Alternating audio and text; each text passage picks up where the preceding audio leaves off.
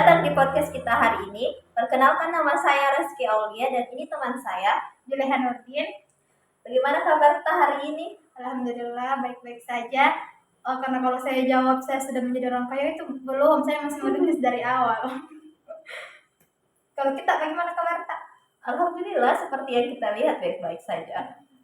Apa kegiatan tak sekarang? Kalau sekarang itu saya sedang mengajar mengajar anak PAUD sambil masih kuliah juga belum selesai. Jadi sering kayaknya berinteraksi sama anak-anak dia. Iya, sering sekali baru ditolak itu kalau anak-anak, astagfirullah. Menguji kesabaran sekali. Menguji sekali. Belum lagi kalau curhat kita tentang di rumahnya itu biasa ada yang bertengkar, ada yang ini, ada yang itu. Iya banyak sekali itu sekarang kasus perceraian ya. Mana biasa sering terjadi kasus sampai berlanjut-lanjut. Oh iya, banyak sekali itu biasa saya lihat. Baru maksudku saya biasa tuh anak TK juga bilang sama saya kalau Bu Guru, mamaku sama bapakku bertengkar, kayak begitu. Padahal itu mentalnya anak-anak juga dilihat dari situ, kasihan. Apalagi biasanya itu menimbulkan inner child namanya. Oh iya, berbicara tentang inner child, pada podcast kita kali ini kita akan membahas tema yang menarik, yaitu sosok kecil yang kadang kita tidak sadari terbawa hingga dewasa. Menurut Tak, kenapa penting untuk menyadari inner child yang ada dalam diri Tak? Menurutku tuh saya penting karena supaya kita tidak menjadi orang yang gampang baper, sensitif, mudah marah, apalagi yang bersikap egois itu kan biasa ada. Ada tuh biasa yang kayak sedikit-sedikit dia jangan mau dimengerti. Iya, betul sekali. Pokoknya itu parah sekali. Karena juga orang tuh nggak salah gini, kodok nggak salah gini. Cuman kita karena sikapnya itu mengganggu inner child, jadi makanya kita kayak tidak memaafkan nih atau mengerti kondisinya orang lain pada saat itu. Seolah-olah ini kita nggak bisa berempati dengan kebahagiaannya orang lain. Jadi tuh teman-teman, kalau misalnya kita mau jadi orang yang happy, orang yang benar-benar bahagia, yang nyata itu, kita harus memang menerima, harus kenali dan harus kelola itu cerita sehingga kita bisa menjadi atau kita bisa mengerti diri kita sendiri, bisa kelola emosi kita untuk berinteraksi dengan orang lain. Karena kalau inner child tak bermasalah, kita susah sekali berinteraksi sama orang lain. Bisa-bisa kita dijauhi sama teman tak semua. Begitu dia. Kira-kira faktornya itu apa saja yang mempengaruhi inner childnya orang? Sebenarnya banyak sih yang bisa kita jadikan contoh. Kalau di lingkungan tak, sebenarnya banyak sih yang bisa kita jadikan contoh di lingkungan tak. Contohnya itu pola pengasuhan orang tua, dimana itu kan biasa orang tua memang harus menjadi contoh untuk anak-anaknya. Gaya pengasuhannya seperti apa, statement yang disampaikan menggunakan gaya bahasa yang seperti apa. Jadi contoh hal sederhananya saja itu biasa banyak yang curhat sama saya. Biasanya itu dia bilang Kak, saya tuh di rumahku biasa banyak terjadi debat-debat kecil. Iya. Menarik sekali memang kalau anak kecil itu lihat orang tuanya bertengkar itu Mempengaruhi sekali. Biasanya tuh dia bilang, ini bicara soal anak remaja, anak remaja juga itu biasa curhat sama saya kan. Di kampung itu saya dipanggil dengan Kak Leta. Lalu itu mereka cerita bilang, Kak Leta, sebabnya saya itu mau ke sekolah umum, tapi ini orang tuaku dia mau kasih sekolah di pesantren, padahal ini passionku saya bukan di pesantren, nggak bisa kamu hafal. Saya mau yang kayak sekolah umum saja, yang kayak SMA, SMK yang biasa itu. Cuman orang tuaku kodong biasa, napaksa jadi biasa ada timbul rasa tidak percaya diri kayak ini setiap ada pilihan pun tidak pernah didukung. Iya, jarang memang orang tua yang mau mendengarkan anaknya keinginan anaknya itu. Iya, sampai pada akhirnya itu biasa perdebatan yang kecil bisa aja tapi menyimpan trauma biasa sampainya kalau dewasa dan anak remaja. Makanya biasa kalau ada anak remaja yang maksudnya ini untuk edukasi untuk orang tua atau kalau ada anak remaja, kalaupun dikira itu dia tidak pilihannya tidak tidak terlalu benar lah atau kurang tepat, bisa jadi nasihati dengan kayak, nah begini, kalau kayak dijelaskan gitu ke depannya bagaimana, bilang nak, kalau sekolah ini kan bisa, kalau misalnya pesantren bisa lebih ke agama, bukan cuma tentang hafalan sebenarnya. Kalau masuk Iya. pesantren kan bukan tentang hafalan, tapi kan bisa jadi kayak adab, karakternya, disiplinnya, sholat 5 waktunya, bukan di soal hafalannya kayak harus hafal 30 juz. Enggak, jika atau ada keluarga yang memang dipaksa hafal 30 juz. Iya.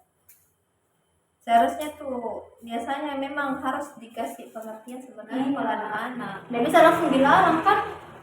Iya. Jadi kalau dewasa Maki kira-kira ada tidak dampak negatifnya untuk kedepannya nanti? Oh iya ada, karena kalau misalnya itu tidak sadar ke atas apa maunya inner child, atau kita itu bahasa sulit berinteraksi, sulit bersosialisasi sama orang sekitar.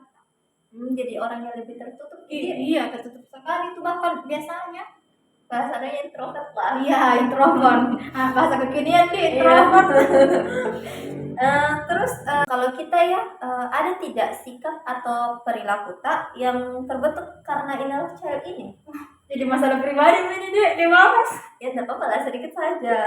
Oh iya, jadi saya ini sebagai seorang Julha Nurdin, sebenarnya banyak sih teman-temanku, apalagi keluargaku, nakal sekali tuh saya. Bagaimana dia gampang pak, baper, sensitif sekali, bahkan kalau ada mau toh pokoknya ambis kak, harus aku dapat, kayak begitu sekali kak. Karena saya dari SD itu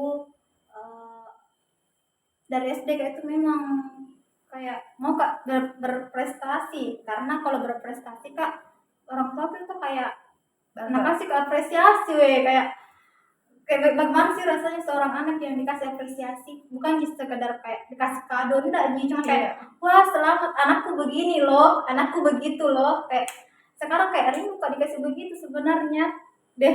Orang tua karena dia ini video pasti anak ketawai kak. Tapi itu nih jeleknya juga itu karena dari kecil kak harus kayak ikuti maunya orang tuaku.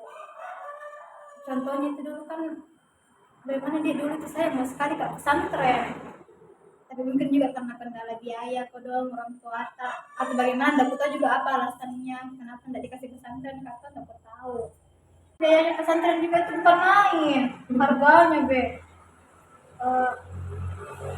itu nih, karena sering tuh itu kayak jarang diikuti mauku, diatur-atur pada itu tuh, jadi kayak kurang percaya diri, maka kayak semua pilihanku itu nggak tepat kayak ragu kak, nggak percaya diri kak sama pilihanku.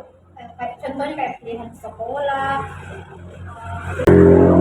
bahkan mungkin juga nanti pilihan untuk mencari pasangan, mungkin takut kak juga memilih karena hal itu. Jadi ada plus minusnya dia. Iya ada sih plus minusnya dari belajar itu. Tapi sekarang ya mencoba kak untuk kenali, maksudnya sih bukan mencoba, karena dari beberapa tahun kemarin itu coba kenali diriku sendiri, aku coba pelajari sikapku, kayak misalnya oh kalau Leha yang seperti ini maunya dia Leha yang diapresiasi, Leha kecil yang mau diapresiasi. Oh kalau Leha yang seperti itu berarti Leha yang mau didengar, Leha yang mau dirangkul, Leha yang mau ditemani cerita, sekedar cerita saja, karena mungkin Leha yang kecil itu merasa kesepian karena tidak pernah mau didengar tuh dari dulu begitu. Pertanyaan terakhir untuk teman saya, kira-kira apa tips yang bisa dilakukan teman-teman untuk menyikapi inner child itu sendiri? Tipsnya dia, yang pertama itu coba kenali inner child itu seperti apa.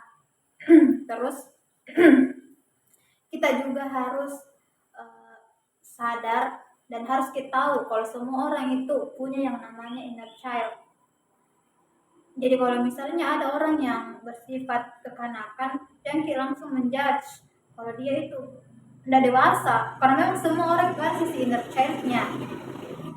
Terus yang kedua, tipsnya itu kita harus kenali dan tahu bahwa di dalam diri kita itu ada ada yang namanya sosok anak kecil yang harus kita rangkul, yang harus kita selalu ajak cerita.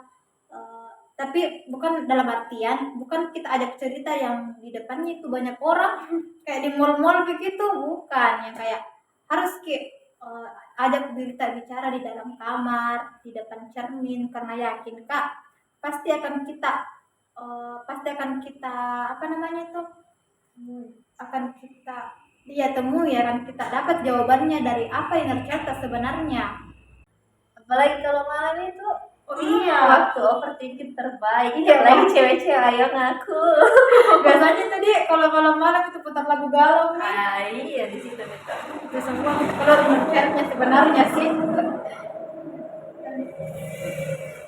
Jadi biasa untuk merasa relax itu apa yang bisa kita lakukan? Oh iya, itu juga penting sekali sebenarnya. Kalau misalnya tuh lagi kerja ini, terus capek kerja, burn out biasanya itu kita nggak tahu aku maunya dirita sebenarnya. Tapi kalau diajak itu ngobrol sosok kecil yang dalam dirita itu yang selama ini kita abaikan, yang selama ini kita tidak pernah rangkul, yang selama ini kita sering sekali kayak acuhkan saja, yang kalau misalnya kalau lagi sakit hati atau lagi apa kayak diabaikan saja, padahal ini butuh juga waktu untuk menenangkan dirinya sendiri. Ada sih tipsku ini yang paling sering kulakukan kalau dalam keadaan capek sekali Kak, sepulang kerja, ini namanya teknik 478. Yang bagaimana kita simpan 8? Bisa kita jelaskan? Bisa dong demi Teman-teman. semua. Jadi yang pertama itu kita coba tarik nafas melalui hidung dalam kondisi mulut tertutup dalam waktu 4 detik. Kemudian kita tahan selama 7 detik. Kemudian setelah itu kita hembuskan perlahan melalui mulut itu selama 8 detik. Contohnya itu begini ya, kita peragakan. Sambil pejamkan matanya ya. Kita tarik nafas selama 4 detik. Coba kita tarik nafas melalui hidung. Kemudian kita tahan selama 7 detik. Kemudian dihembuskan perlahan melalui mulut selama 8 detik. Ini dalam keadaan dipejamkan matanya supaya lebih rileks, lebih santai, dan ingat hal-hal yang terjadi di masa kecil sambil kita memeluk diri kita sendiri. Oke, terima kasih teacher. Terakhir sekali ini. Ada tidak yang ingin kita sampaikan kepada sosok kecil yang ada dalam diri kita? Teruntuk aku yang kecil, terima kasih sudah berjuang, terima kasih sudah menemani saya dari usia 0 bulan sampai sekarang usia 22 tahun. Terima kasih sudah menemani saya sampai sejauh ini.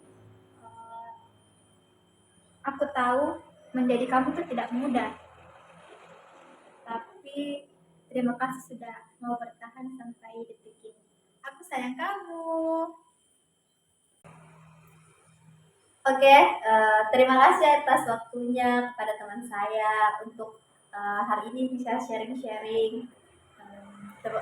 Terima kasih juga untuk teman-teman yang menyaksikan. Semoga podcast ini bisa memberi manfaat dan terhibur dengan podcast ini. Saya Rizky Aulia Dan saya Julia Nurdin. Kami pamit undur diri dan terima kasih. Assalamualaikum warahmatullahi wabarakatuh.